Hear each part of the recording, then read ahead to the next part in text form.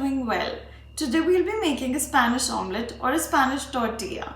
What makes a Spanish omelette special is both the way it is prepared as well as the ingredients which I used to make it. And even though it came into existence as a result of lack of funds and resources, it now enjoys a celebrity status all over Spain and other Spanish-speaking regions. So now let's start making this beautiful pie-like omelette, which is not only simple to prepare but extremely delicious. We'll start by deep frying thinly sliced potatoes and onions in a pan.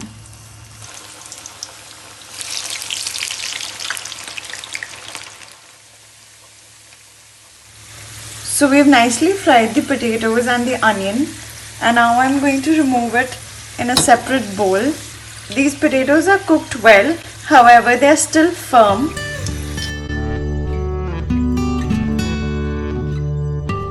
So the next thing that we are going to do is fry half a cup of these frozen peas.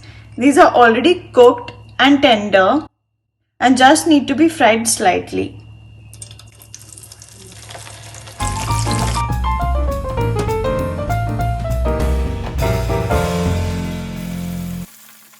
As you can see, I've retained a little bit of oil in the pan, and now I'm going to saute some garlic.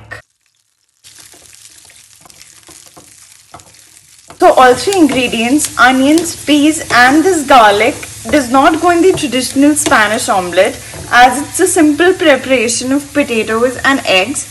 However, this gives more flavor, so I'm just going to use it to prepare the omelette.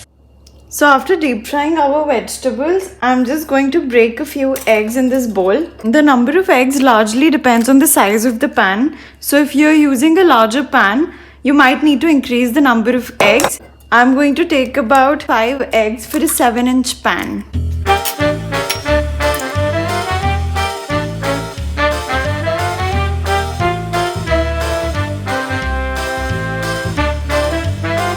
Now I'm just going to give these eggs a whisk.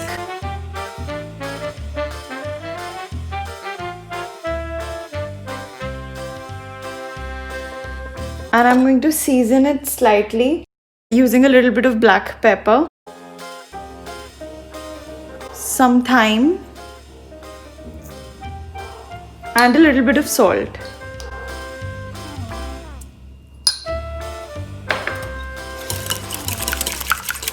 So now is the time to introduce these fried ingredients to this bowl.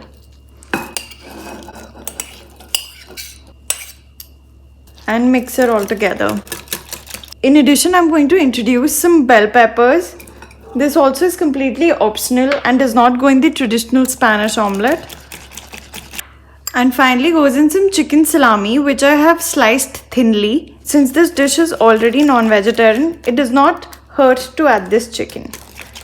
I'm going to add a little bit more of seasoning, since I prefer to add seasoning in stages instead of all together. And a little bit more of pepper. The mixture for our omelette is ready, and now it's time to quickly make it. So I'm just going to add a little bit of oil to the pan. I'm going to introduce the entire mixture to the pan at once.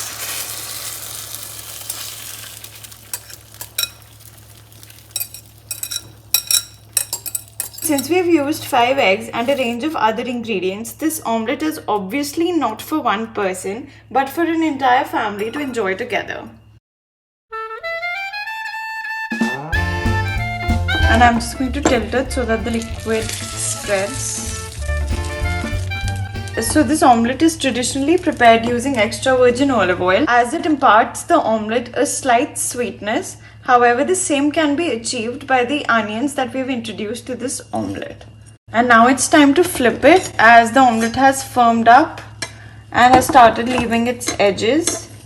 We don't want the omelette to overcook or burn from the bottom, so this has to be a quick process. We are going to do this by placing a plate on top of the pan. Make sure that you don't use a metal plate or else it will become too hot.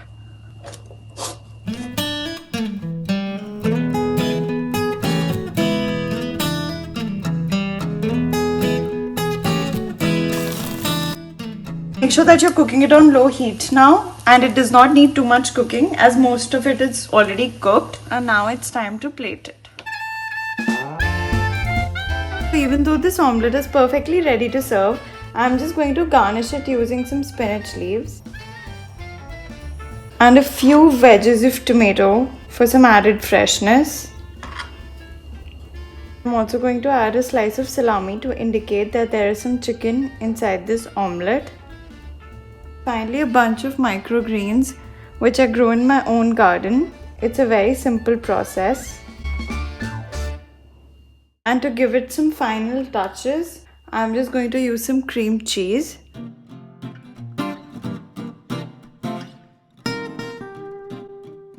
Finally, I'm just going to give it a drizzle of olive oil.